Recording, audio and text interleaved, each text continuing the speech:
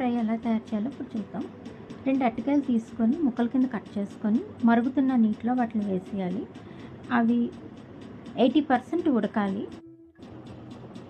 ఉడికిన వాటిని ఒక ప్లేట్లోకి తీసుకొని పై తొక్కలు తీసేసి స్మాష్ చేసుకోవాలి.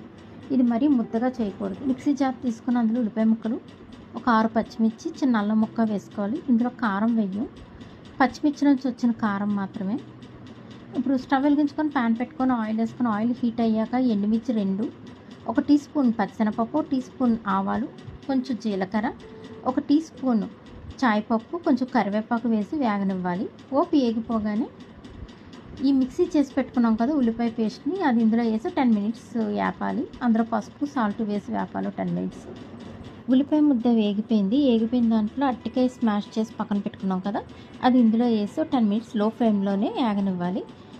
ఇది వేగిపోయాక నిమ్మరసం, కొత్తిమీర